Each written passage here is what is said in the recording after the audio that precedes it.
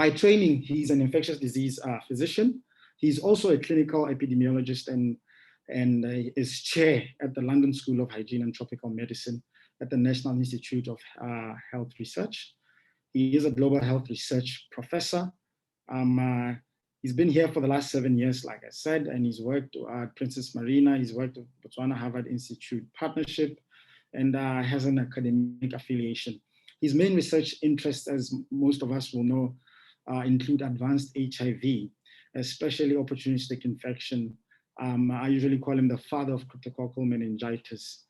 He also has interest in other CNS infection, especially in HIV. He's a chief investigator for the current ongoing Ambition cryptococcal meningitis trial, which has several sites. And this is examining new treatments for HIV-associated cryptococcal meningitis in Botswana, Zimbabwe, South Africa, Malawi, Uganda.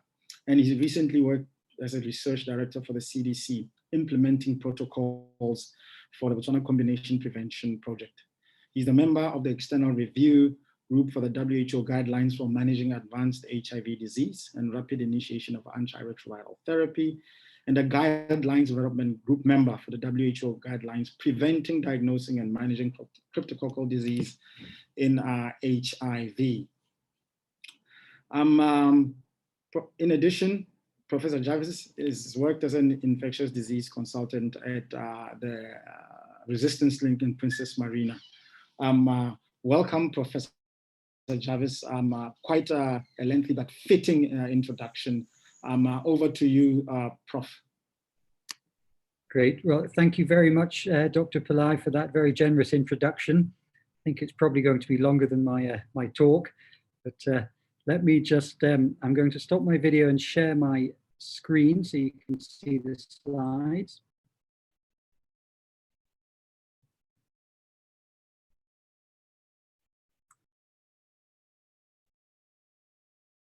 Okay, can you all see those slides all right?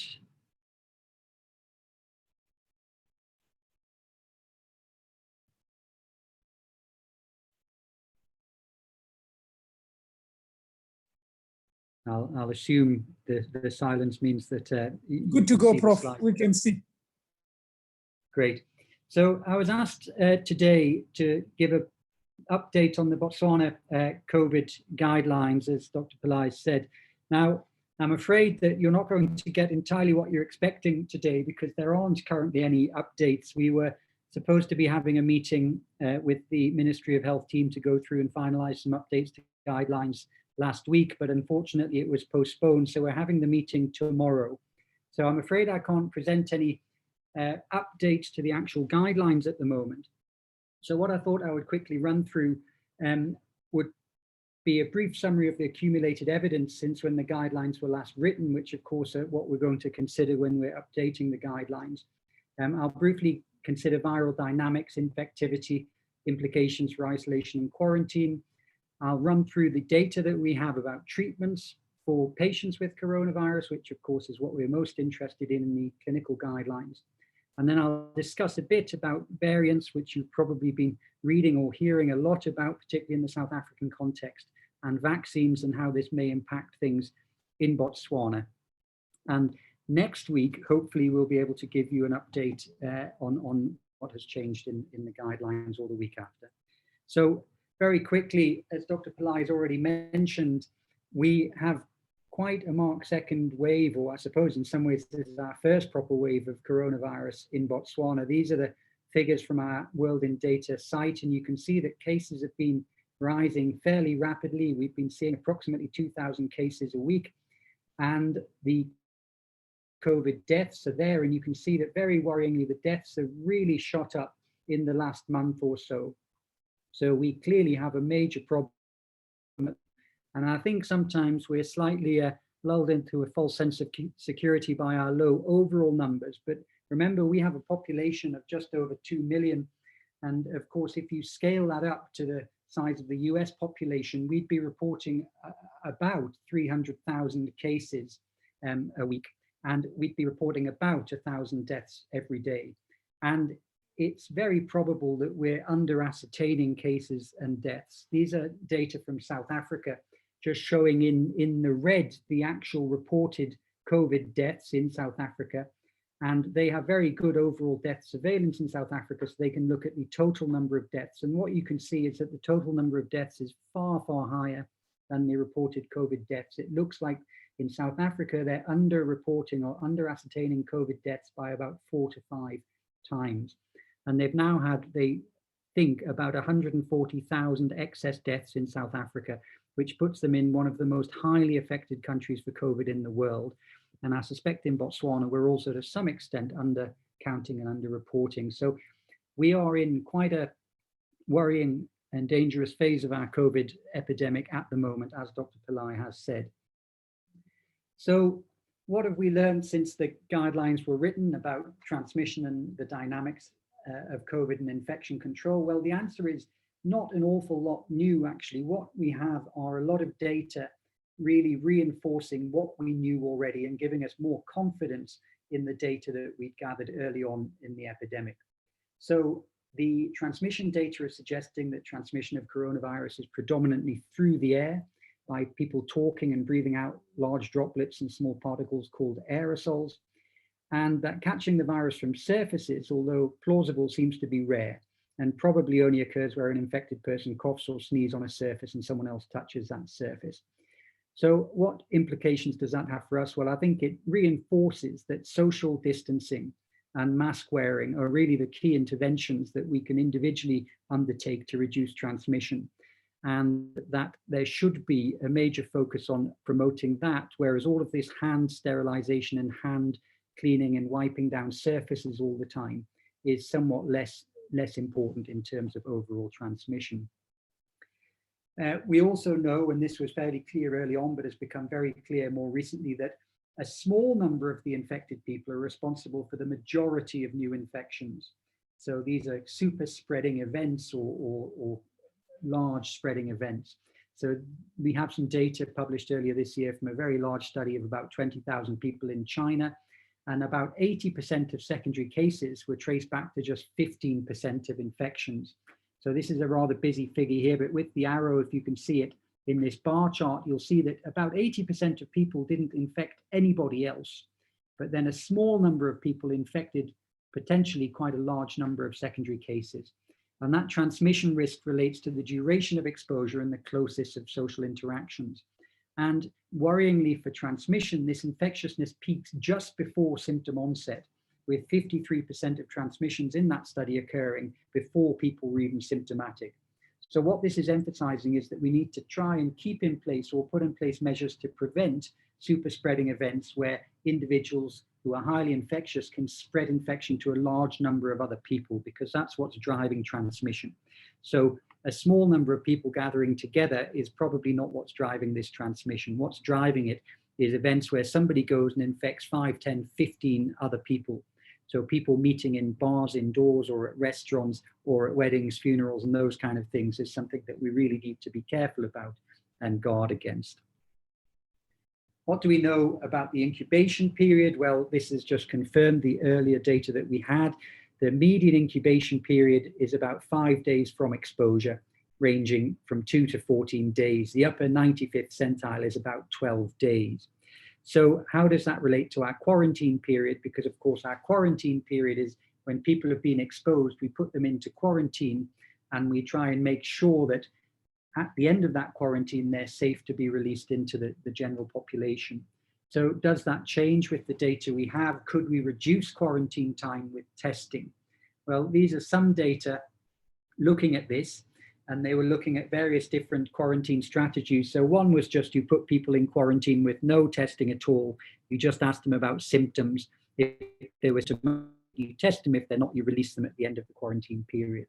They looked at a strategy of testing people on entry to quarantine, which would be useful really for going and following up their contacts and contact tracing them. And then they looked at testing people on exit from quarantine. And what you can see is that testing on entry or no testing, the red and orange lines there, don't really make any difference to the duration of quarantine that people need. But if you test people on exit, it looks like you can reduce the duration of quarantine.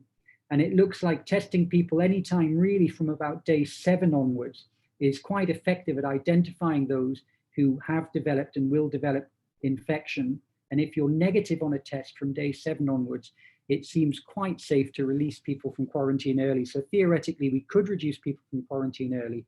This is using PCR testing, just note, not rapid antigen testing. And on the basis of these information, the CDC, for example, in America, now say that if diagnostic testing resources are sufficient and available, then quarantine can end after day 7 if a diagnostic specimen tests negative and no symptoms were reported. And several other countries use similar guidelines. Australia uses 10 days for reducing quarantine with a negative test. There is a risk associated with this, of course. These are some data from the CDC in America, and they're looking at the post-quarantine transmission risk, depending on how long people are in quarantine with that testing, a negative test in the blue bars. And you can see that after day 7, in the dark blue bars, where you have a negative test, the risk of onward transmission does reduce, not entirely, but it's somewhere between 1% and 5%. So it is, of course, a risk-benefit equation, the risk being that you have a very low risk of onward transmission if you test and release with a negative test at day 7, with the few people who may convert or develop disease after that. The benefit, of course, is you can halve the length of time that people are being kept in quarantine, which has major implications. What about the duration of viral shedding and infectiousness? So now this is for people who have diagnosed coronavirus. How long do we need to keep them in isolation? Well, again, the data haven't changed. They've just got more robust. These are data from a very large systematic review, including lots of patients.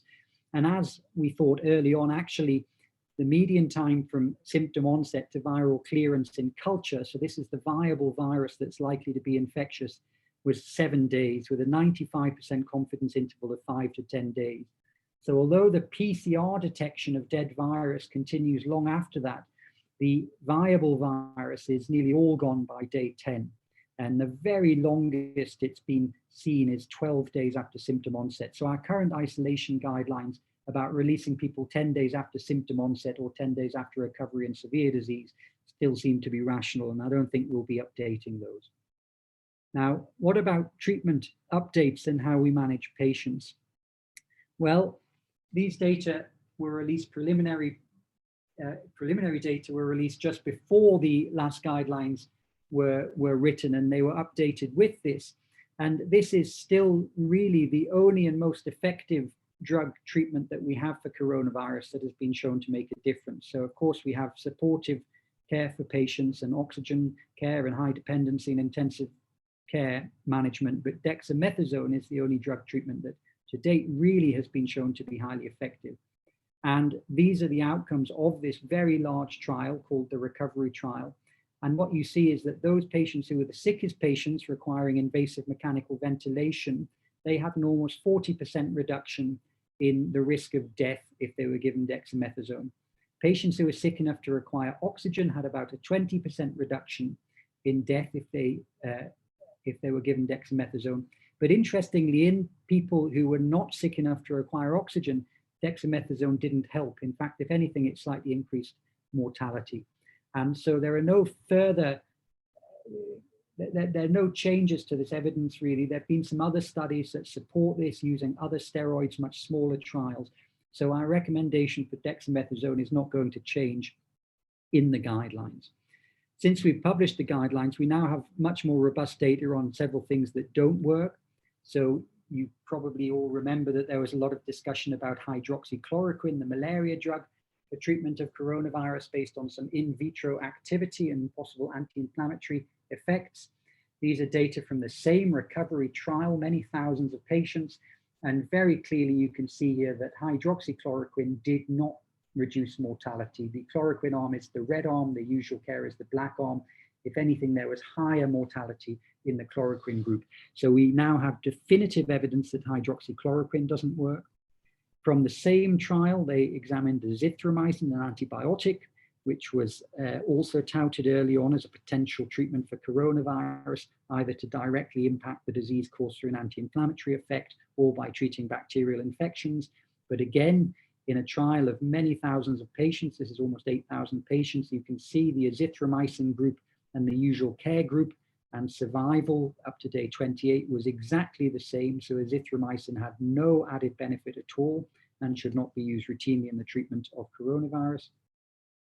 The same study again, which is giving us nearly all of our data on the treatment of this study, looked at lopinavir ritonavir, the antiretroviral drug called Illuvia that we use here. And again, the same thing in a very large number of patients. It made absolutely no difference. So we can conclusively say that this does not help reduce mortality in coronavirus. There have been studies looking at zinc and vitamin C, which again were promoted early on and used quite a lot early on in infection. This is a much smaller trial, but again, the results are fairly unequivocal that zinc made no difference to patient outcomes and didn't reduce symptoms compared to standard of care and had no impact on mortality. Ivermectin has been touted more recently as a potential treatment for coronavirus based on the fact that it's a fairly cheap and widely available drug, and it has in vitro activity against coronavirus. But the weight of evidence is against using ivermectin.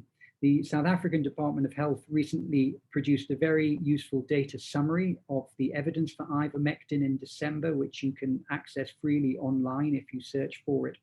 And what they concluded after a very robust review was that the overall quality of the randomized trials involving ivermectin in COVID-19 patients is extremely low. From the available randomized control trial evidence, ivermectin is not superior to placebo in terms of viral load reduction or clinical progression, and there's no evidence from randomized control trials for any reduction in mortality. And I think it's important to add to this that there have been quite detailed pharmacokinetic and pharmacodynamic studies which suggest that the doses of ivermectin that are needed to inhibit coronavirus replication are over 100 times more than those safe and approved for use in humans. So the biological plausibility of this medicine working is almost zero. And the drug company Merck, who make ivermectin, released a notification, a press release a few weeks ago stating categorically that this drug must not be used for the treatment of coronavirus, that this was an unsupported off-license indication, and they do not think this drug will work for treatment of coronavirus. So that's the current state of play with ivermectin. It should be noted that there are some trials ongoing of ivermectin, larger trials, which will produce a more definitive answer in due course. But at the moment, there's no data to suggest that we could or should be using ivermectin for treatment of coronavirus. So what else has been talked about? Well, convalescent plasma. So the idea here is that patients who've had coronavirus have developed antibodies to the infection, that we could take their plasma, which contains those antibodies, and give it to other people. There have been a number of small trials looking at this, which have shown mixed results. But again, the recovery trial, this very large trial, has looked at this in a very large number of patients, 10,406 randomized patients. And very recently, just about 3 weeks ago, they stopped randomizing people to convalescent plasma because the preliminary analysis showed no significant difference in the primary endpoint of 28-day mortality. 18% death with convalescent plasma versus 18% death with usual care alone.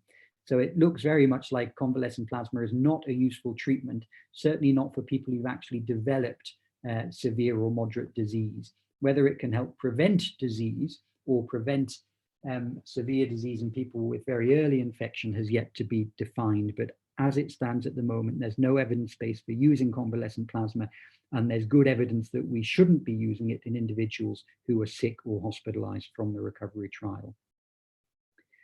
Monoclonal antibodies have been developed against coronavirus. Sorry, this is a bit of a busy slide. You can look at it for reference afterwards. Basically, there are two main ones available at the moment, Eli Lilly and Regeneron. The FDA in the States has granted emergency use for these monoclonal antibodies in patients with mild to moderate disease to prevent progression to severe disease. These are based on very weak evidence, interim analysis of 2 outpatient phase 2 trials showing that it did seem to reduce hospitalization. They've also released more recently an authorization for combination of these monoclonal antibodies based on an interim analysis of a larger trial, which looked at people who were not sick enough to require hospitalization, seeing if it could prevent progression to severe disease. And it looked like, you can see the numbers are very small, 11 patients versus 36 patients in the two arms, but it looked like there was a slight risk reduction in hospitalization or death with these monoclonal antibodies. But to be honest, not that impressive. The data are not terribly robust at the moment. And of course, these are very expensive and difficult to obtain commodities at the moment. There have been some studies looking at these in preventing infection. So in contacts, could we give monoclonal antibodies to prevent infection? The answer seems to be possibly yes, but it's very important to note, and I'll talk about this a bit later, that in vitro studies with all of these monoclonal antibodies have shown that they fail to have neutralizing activity against the South African, the UK, and the Brazilian variants.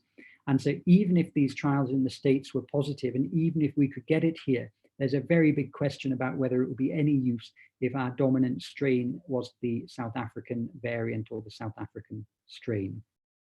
So really, that's all rather bleak and bad news in a way, lots and lots of negative trials, although of course it's important to know what doesn't work as well as what does work.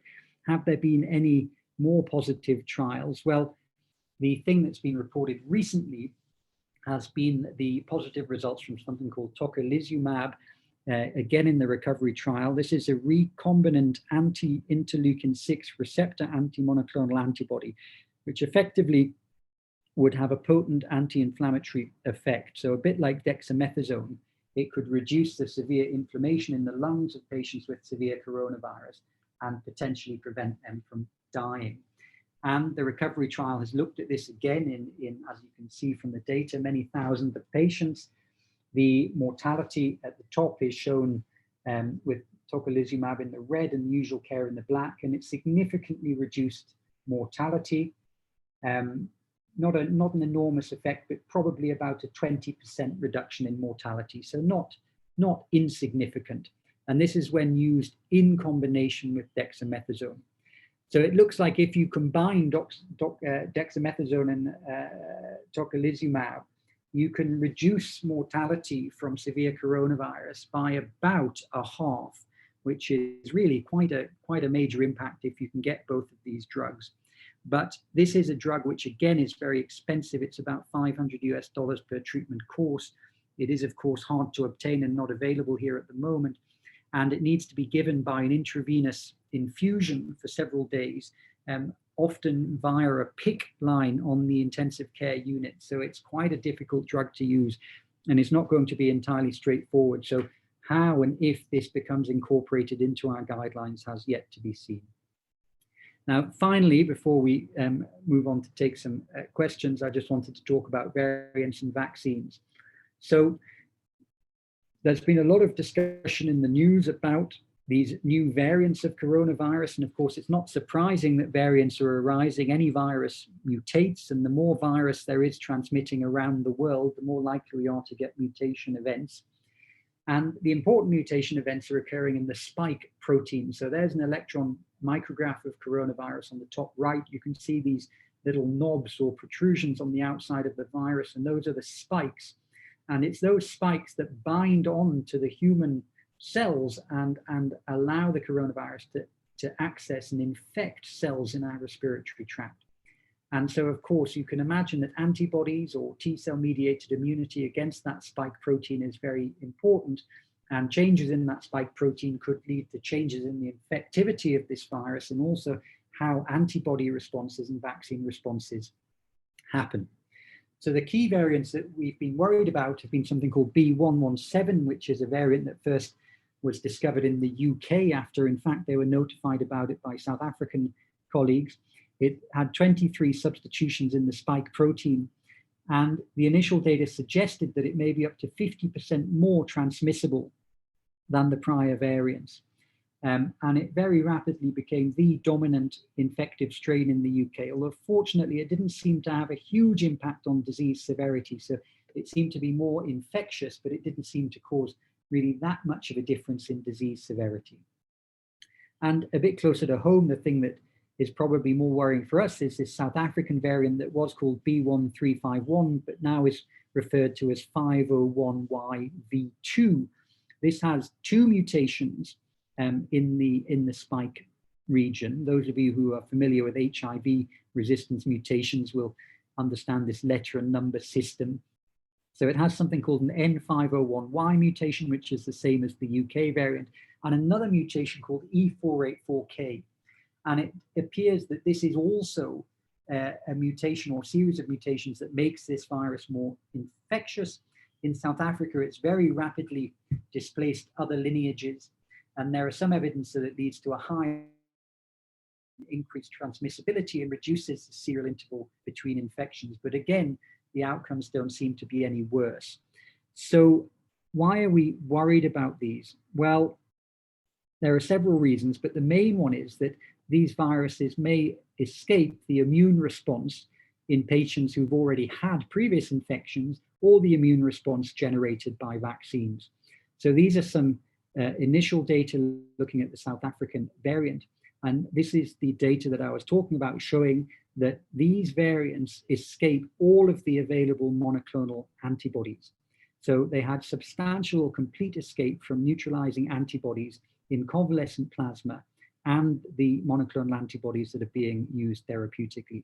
So it looks like they do have an impact. However, having said that, these variants don't mean that we can't control the virus using the same standard public health measures that we've used to date of social distancing, masking, lockdowns, and so on.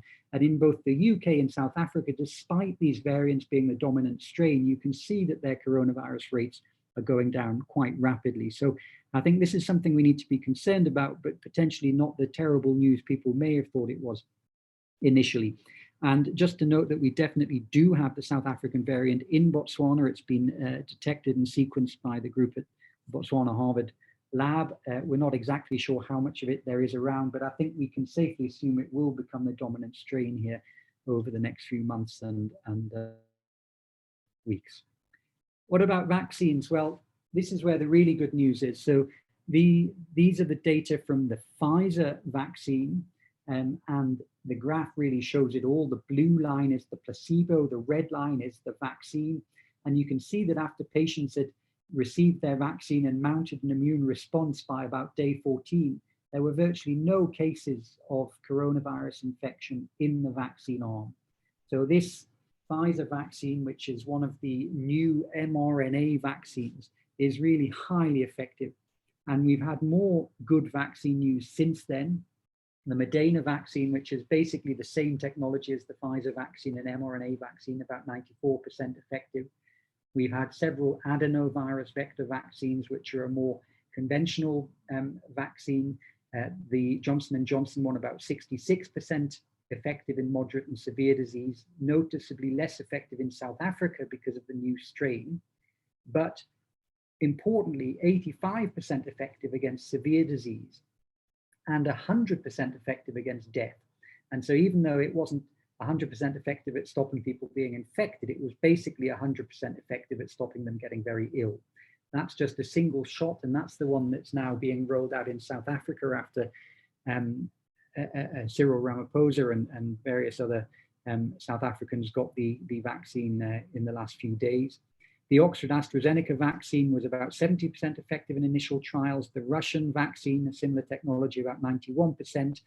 And the Novavax, a recombinant vaccine, about 89.3% effective, with a suggestion from the early data that it's again less effective against the South African strain, about 60% against symptomatic disease.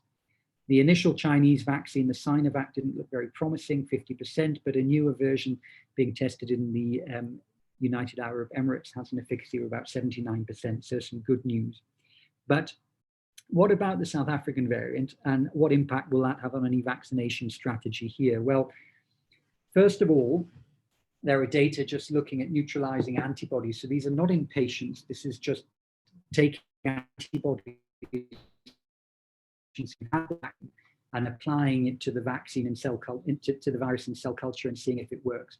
And what you find with the Pfizer vaccine is that you do get about a threefold reduction in effective antibody titers against these South African variants. However, this is still well above what you need for an effective immune response to the virus. And so Pfizer are quite confident that their vaccine is still going to work very well against the South African virus. These are more data from a Chinese group showing the same thing. So you do need higher neutralizing titers, but those titers are still within the limits of what's produced by the vaccine. So it looks like the Pfizer vaccine is so effective that even though it's not quite as good against the South African variant, it's still good enough.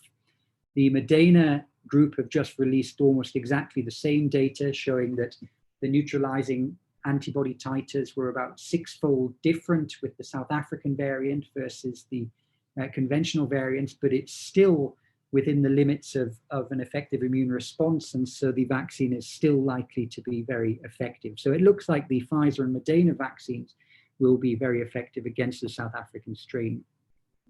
The data with the adenovector virus Oxford vaccine or AstraZeneca vaccine, unfortunately, is a bit different. And so there are some quite convincing in vitro data showing that this doesn't produce sufficient neutralizing titers or produces low neutralizing titers against the South African strains. And a South African study which enrolled 2,026 individuals was stopped, and the vaccine efficacy against mild or moderate disease with the Oxford AstraZeneca vaccine was only 10%. And so what they concluded was that this did not show protection against mild to moderate disease with the South African variant. However, they couldn't say anything about how effective it was against severe disease or death. So it's still plausible that this vaccine may have some effect in reducing severe disease and death against the South African variant. But this is the graph. You can see the COVID cases in the treatment arm in red and in blue, and the placebo arm in red. And you can see that there's almost no difference between the arms. And on the basis of this, the South Africans have decided not to vaccinate with the AstraZeneca vaccine. They're currently trying to return 1 million doses to the Indian supplier and give some of it to the African Union to use in their vaccination program. So of course, this will have an impact on what we decide to do here. Now, I think I've been speaking for about half an hour, which is my allocated time slot. The other thing that I'd wanted to touch on briefly was rapid antigen test, but I know Sikhulile is going to talk about that. So what I suggest is that I stop there, and perhaps Sikhulile can discuss rapid antigen testing, and then we can take questions. Thank you very much. Thank you so much, Prof, for that informative talk. I do agree. I think at this time, I do see some questions on the chat box, which we will bundle together after Dr. Moyo has actually given us a talk. Just to introduce Dr. Moyo again, he gave us a talk last week, for those that didn't attend the session last week, on rapid antigen testing and PCR. Dr. Moyo is a virologist and laboratory director of the Botswana-Harvard Institute and research associate with the Harvard T.H. Chan School of Public Health. He's an adjunct senior lecturer with the University of Botswana. He is an adjunct researcher and a mentor for many students. And he has over 144 publications in peer-reviewed journals. He's currently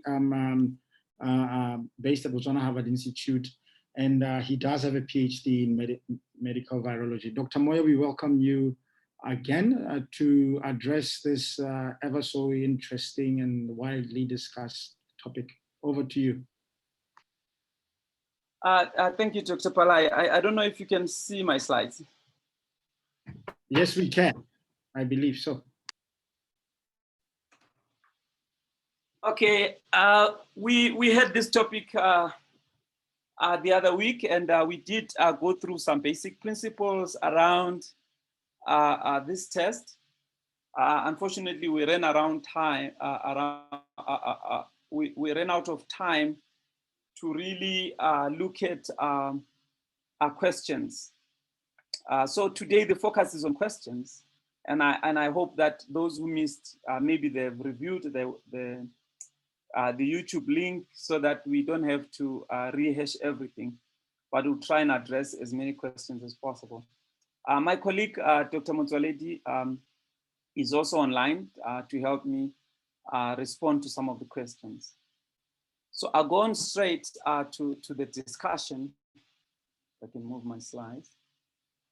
This paper has just come out, and I encourage everyone to read it. Among other good papers that I've read, it really gives some distillation of discussion around this topic. It's been a hot topic around antigen testing, and a lot of concerns, a lot of performance related concerns, and also other concerns that really reflect a lack of understanding of the tool and its use. So I encourage you to read this paper.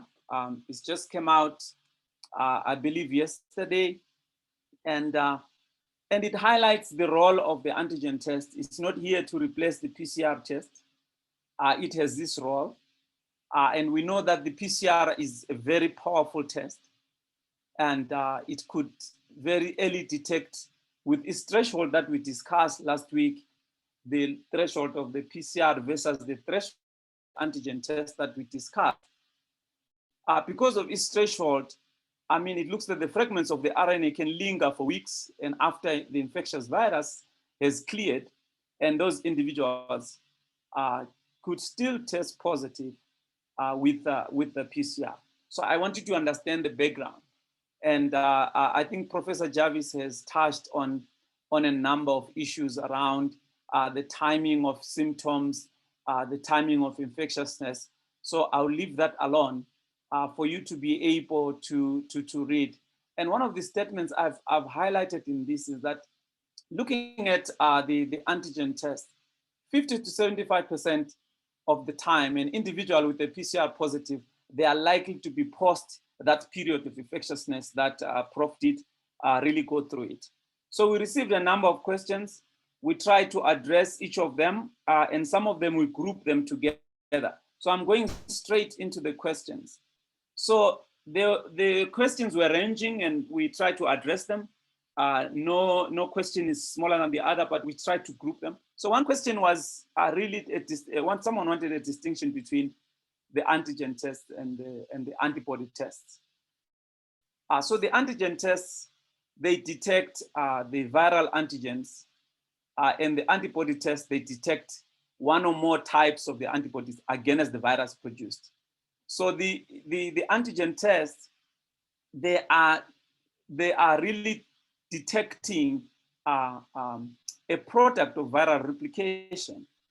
So they are detecting the antigens.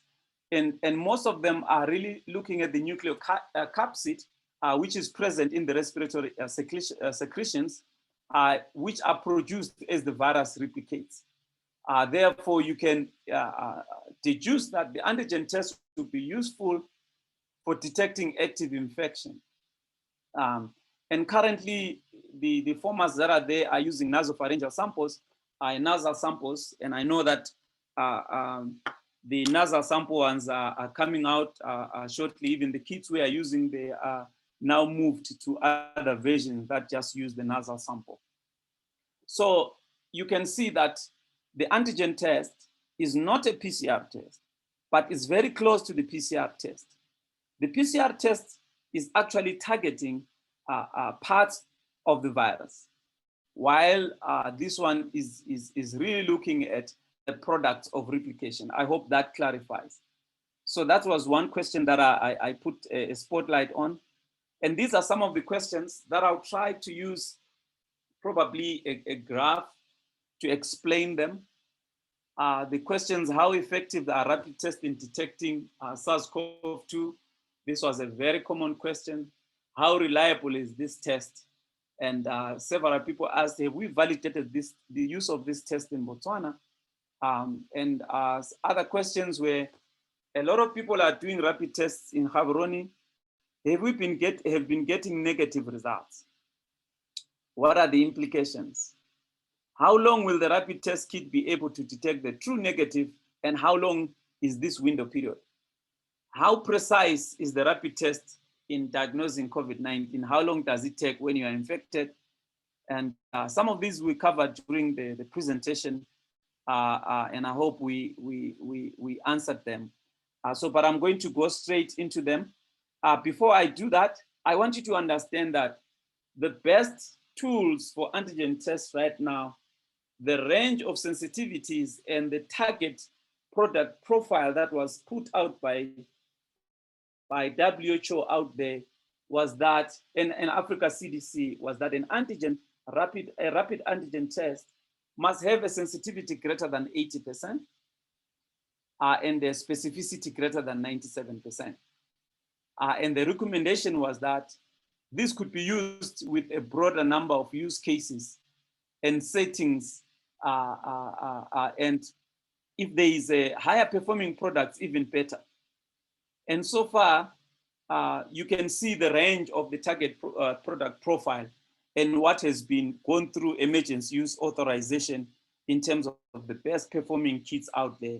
So in Botswana, really, we chose the best performing kits out there, but they don't have sensitivities that are similar to the PCR, but they occupy a very useful window. And the guidelines go on to say these must be released in context.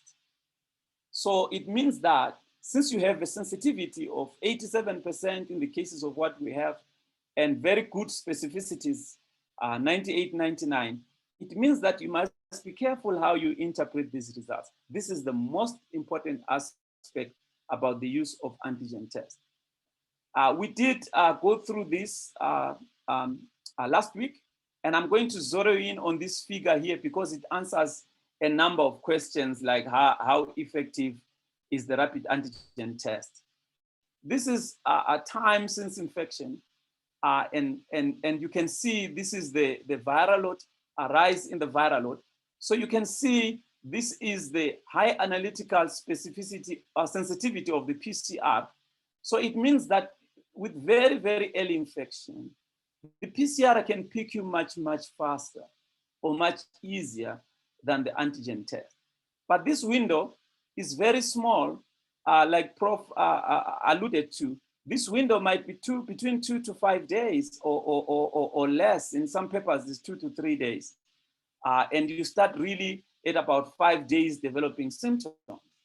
So the argument is that, yes, you can miss some individual in this phase. Therefore, you must use an algorithm that really evaluates if the individual is within the context of contact tracing, for example. It means that a single test is not enough.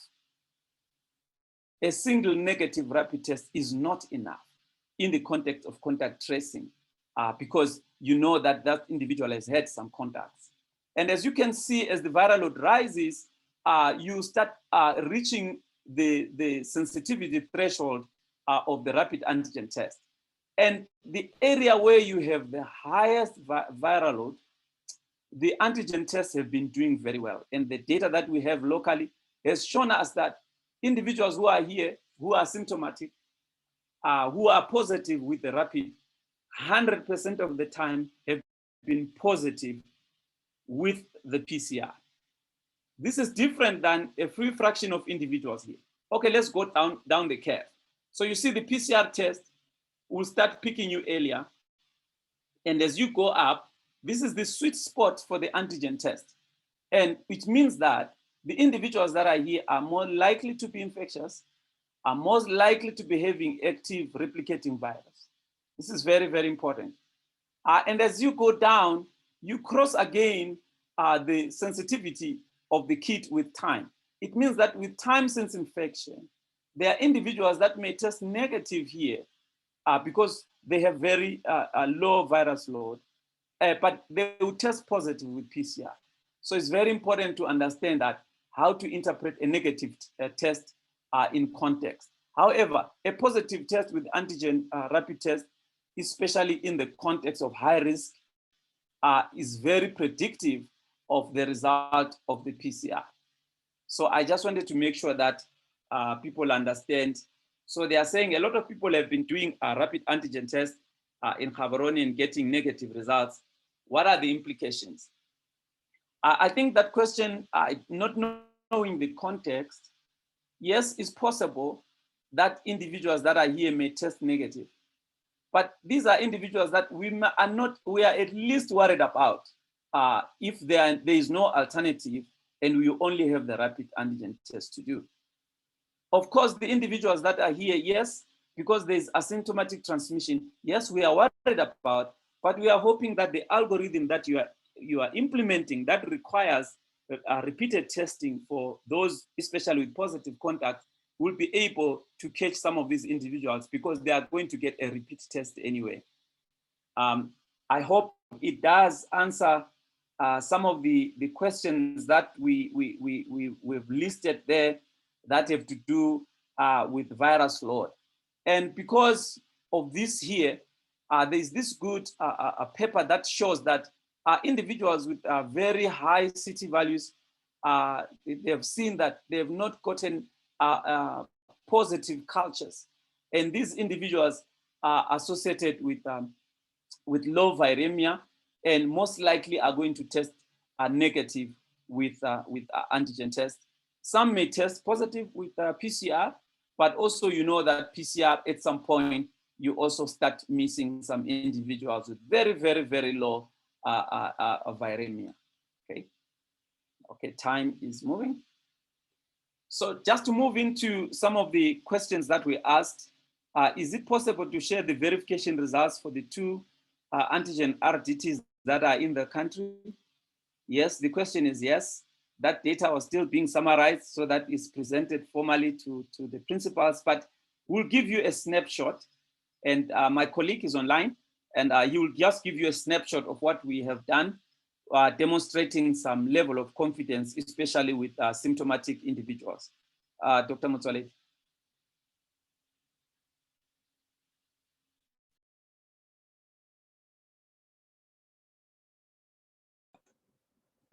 Thank you very much, Dr. Moyo. If you can, if I can share the screen this side.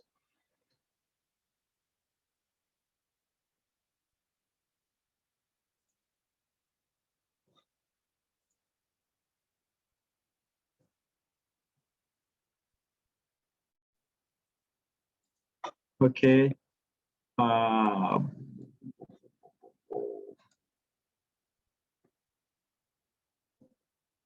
Hey, where is this slideshow?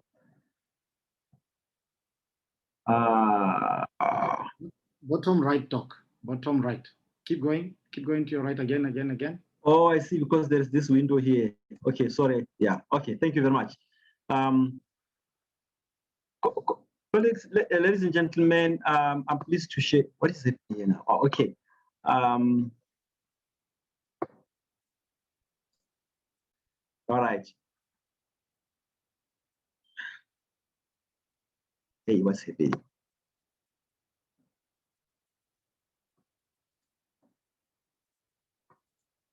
Okay, Dr. Moyo has already made reference to this slide, the WHO guidance that the test must have at least a performance of 80% sensitivity and 97 sensitivity, and that's what I wanted just to highlight before we share the preliminary results of the 2 antigen tests that we have evaluated.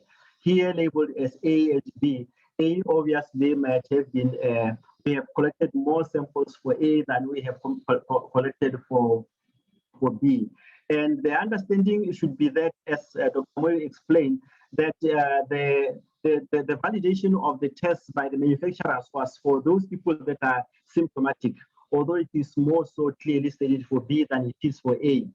But in our data, looking at 926 samples for sample A, for kit A and 91 for kit B, we have established in the combined samples. When we talk about combined samples here, we are talking about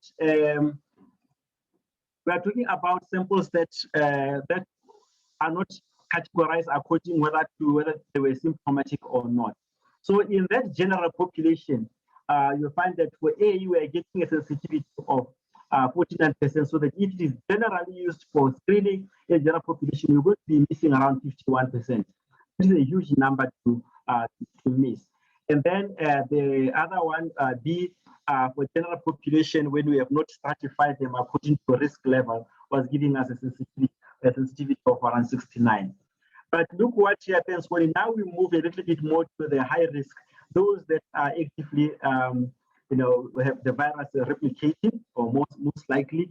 And these are whether they are symptomatic or not.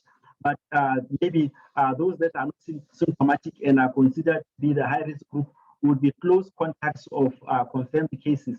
And you can see that this one has improved from 49, and this one is B has improved from 69, I think it was.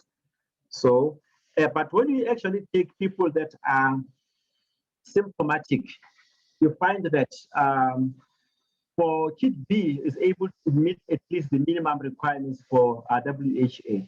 We have not been able to get the claimed performance for kit A, but it could be due to a number of factors that I will briefly talk about at the end of that. So, but the main thing that I'm saying is that here we have got good results with kit B. And of course, now here we have for when you look at low risk individuals, that especially for A, where we had a reasonable number of people in there, we can say that in terms of sensitivity, we are not doing, it is not doing so well. But the important thing why I'm just emphasizing for now on sensitivity is that you would really be interested in picking up cases that are positive, infectious or potential infectious. So for that, you need a sensitivity to be good. We also looked at the kit in relation to their performance, the positive test. If you look at this samples that were actually positive by PCR, you find that with the kit A, most of what it picked was less than 30 CT values of 30. So those, but all these were some even with CT values as low as 18 or so were picked as were missed by kit A. And looking at kit B, here are some.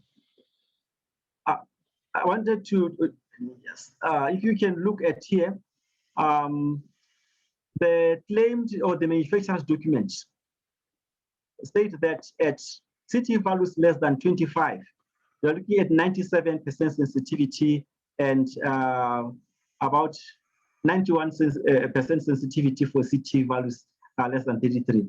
As you can see that with this, we are hardly picking any,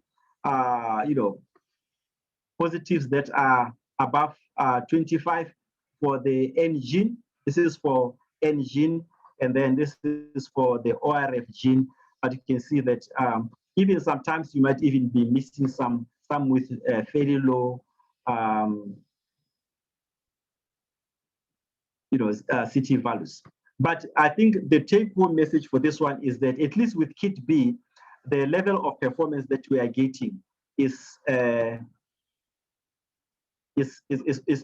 comparable to what WHO recommends. And in conclusion, we do not observe the claimed sensitivity, especially for kit A. And but although with kit B, we are getting, we're meeting at least the WHO guidelines, but we are not getting what we should be getting according to the manufacturers. Number of factors could be maybe population differences, maybe transportation and storage. You don't know that. Also the issue of sampling is important, and maybe there's something technical. Although the people have been testing, have been trained, but we cannot exclude all this as potential, pitfalls, so that you don't blame the whole thing on the kit manufacturer. But at least in our hands, kit B seems to be doing much better than kit A.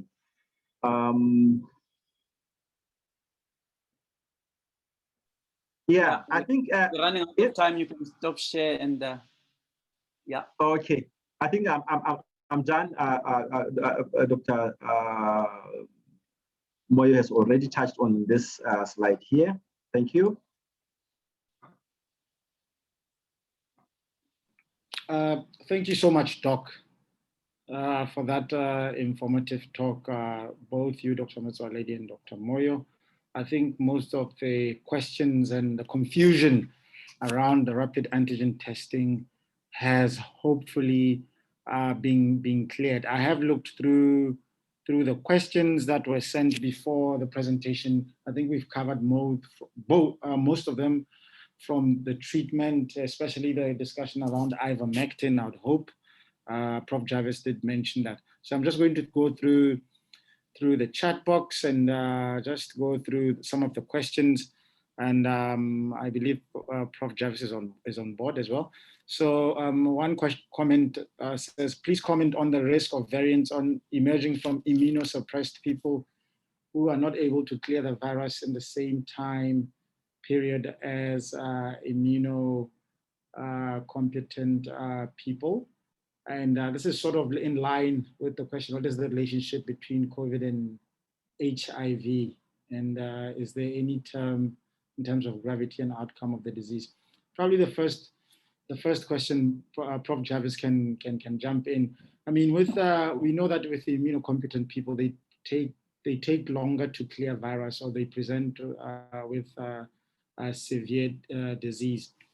What we do not know, because they probably shed virus for longer, they're probably at risk of getting more mutations. But I'm not sure if there's evidence of any paper that has described what the repercussions are. In terms of HIV and COVID, I know there's a group that is working on a paper of about HIV and COVID-19.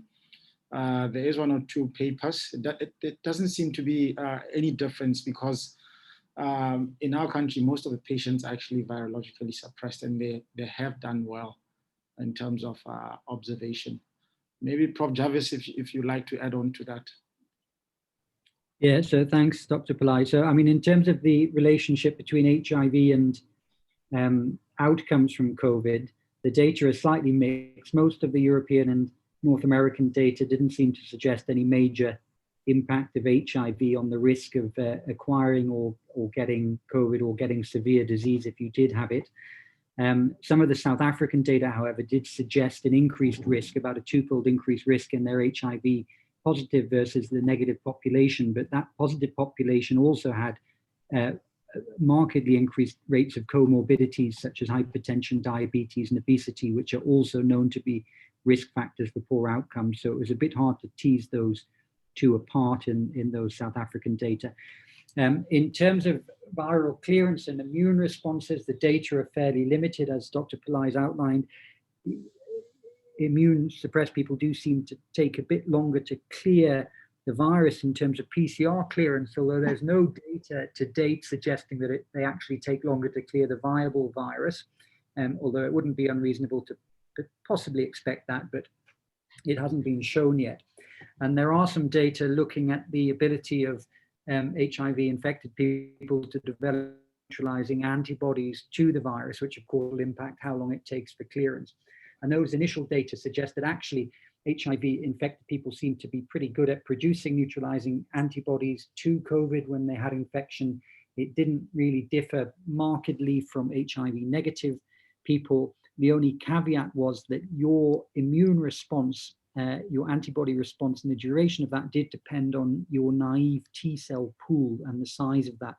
So of course, in individuals who have very advanced immune suppression with very low CD4 counts, although they weren't included in that study, it's likely that they won't be able to generate as good an immune response and as longer duration of immune response. So you could hypothesize that individuals with very advanced HIV disease and low CD4 counts may take longer to clear the virus.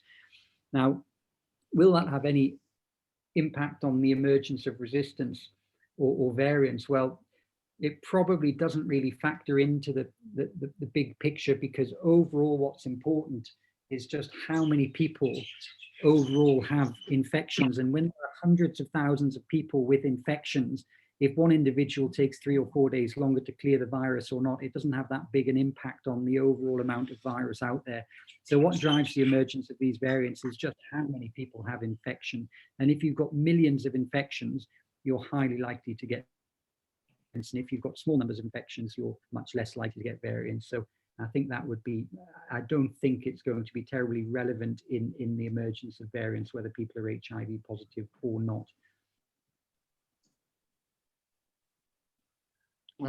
Thank you, Prof.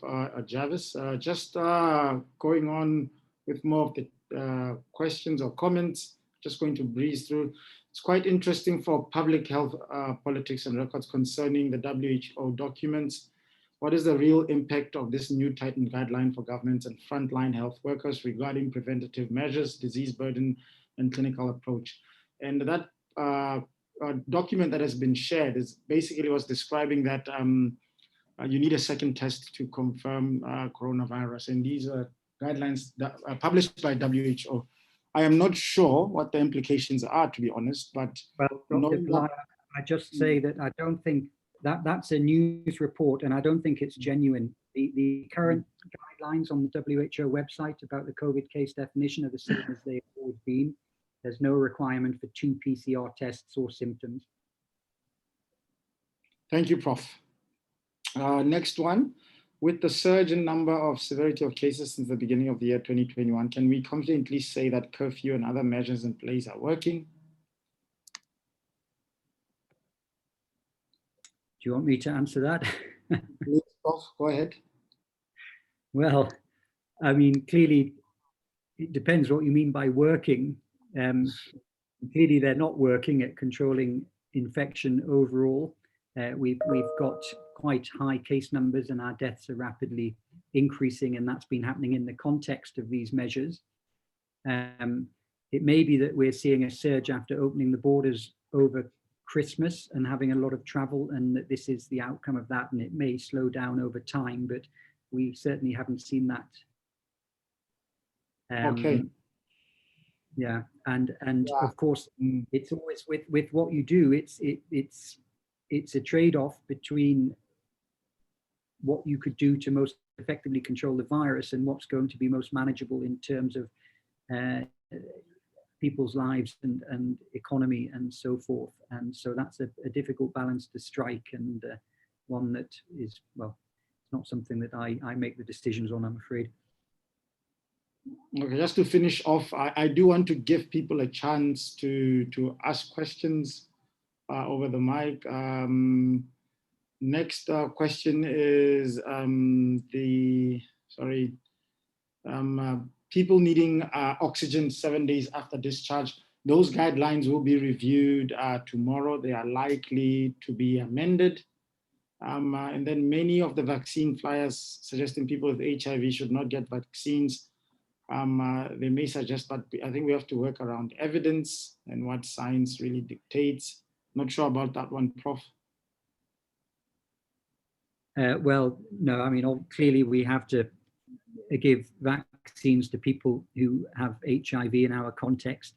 And there's no theoretical reason based on the available evidence that people with HIV who are immune suppressed on antiretroviral treatment, or those with relatively high CD4 counts, should have any less of a response to the vaccine than HIV negative individuals. So I suspect it's just a question of these vaccine manufacturers not having large amounts of data in HIV positive populations, but I don't think in our context we can wait for that. And I think that we just, very much like they are in South Africa, would have to get on with vaccination as soon as we can get the vaccines.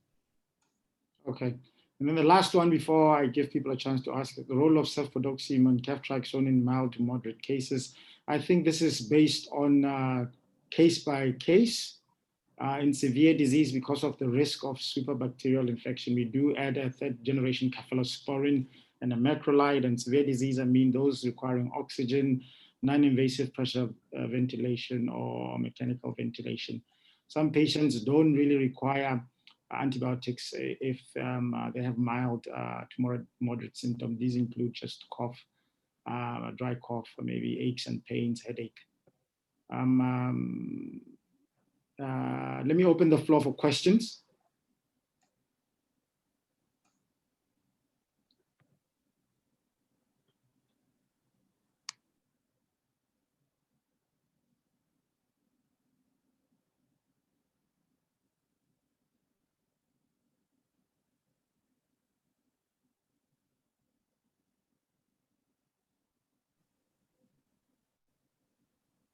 I see a hand raised over there.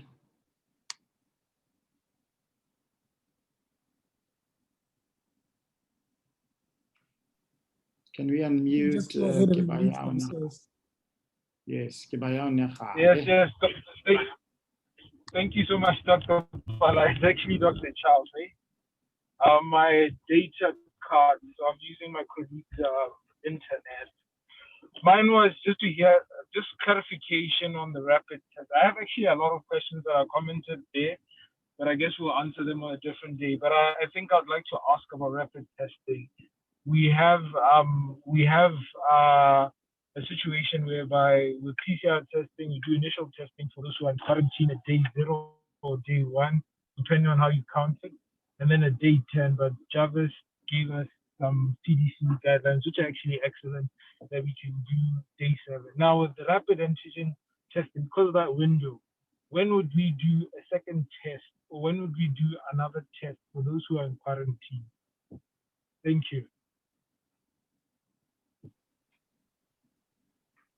I hope I was audible. Just to repeat, so he was asking if you use the rapid antigen test initially to test someone, they test positive, when would be the appropriate time to repeat the antigen test? I am not aware that there's any recommendation to actually do that. I think not for quarantine. Quarantine. So you pick up somebody who's a close contact, you do a rapid test, and then they test negative. So you want to follow them up because you want to see if they seroconvert. So when will be the next time to do a test because of that window? I hope my question makes sense. Yeah. Go ahead, Prof.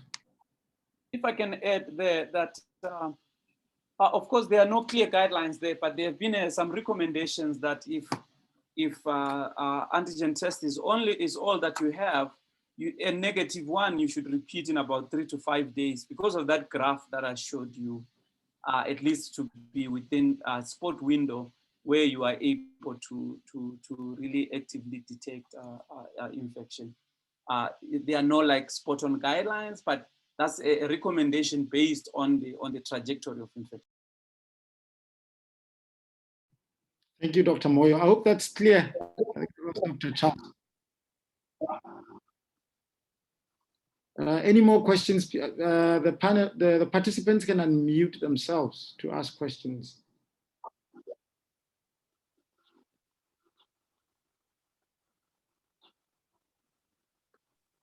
Since no one is asking, if they may allow me for a second round, I'd like to pick up Professor Jarvis' mind for just 2 seconds. So that Astrozeneca trial that was done in South Africa, there was a lot of participants, a good sample size, but the population didn't include enough 65 and above. It didn't include a lot of data to. It didn't include It didn't include data for severity of disease. It didn't include data on those who are pregnant, who are HIV positive, or those who are under 18 years. So now we do not.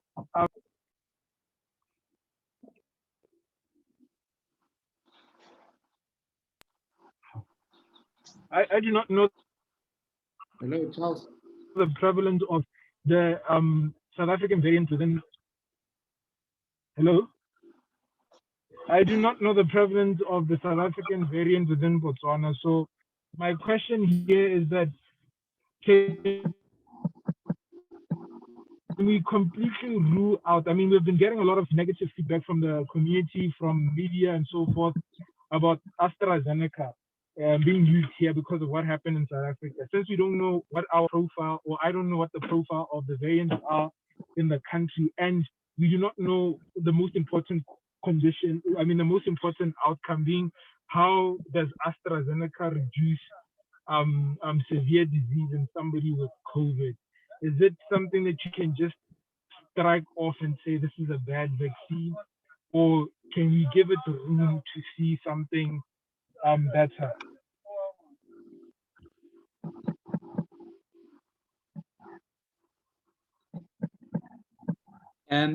sorry, I didn't quite capture all of that, but I think it was a question about the AstraZeneca vaccine and whether we should be using it in Botswana. And I think the answer is, well, it's a slightly difficult question to address. I think it's very difficult for us if South Africa have said it's not acceptable to use there and it's being sent back, for us to make a very different decision to that. I think in an ideal world, we would use one of the other vaccines that seem to have more efficacy against the South African variant. You could argue that the AstraZeneca vaccine would have some efficacy or good efficacy against all of the non-South African strains that are circulating here, which is still a substantial proportion of infections. And it may protect against severe disease and death even in the South African variant, although we don't know that. But of course, those are difficult decisions to make. And with a vaccine campaign where you're trying to persuade everybody to have the vaccine, questions around public confidence in vaccines are also important. And giving vaccines that may be relatively ineffective would require very careful public health messaging to explain to people and may hinder the progress of the overall vaccination program. So it's a political and a policy decision. In an ideal world, I don't think we would be using the AstraZeneca one here. It may be better than nothing, but there are all of those other considerations around messaging and the public health vaccine response that need to be considered. Thank you, Prof. Unfortunately, we've ran out of time. We will try to address some of these questions. We do have them on the chat box, but it's already 5:21. I would like to thank our speakers for today. I'd also like to thank our participants. We hope we've addressed your questions, and for those that whose questions were not answered, we will attend to those like Dr. Moyo had suggested. Probably we may have to have live discussions where we discuss these questions and suggestions because they are relevant in clinical practice for clinicians. Thank you again. Next week, we will have our very own Professor Musepele who will be talking about vaccines. We will confirm the date. It's likely to be a week from now. And again, please do contact Robert at mumap@yahoo.com if you want to be added to the mailing list. Thank you again and have a great Thursday. Thank you. Thank you for having us. Thank you. Bye. Thanks, everybody. Thank you.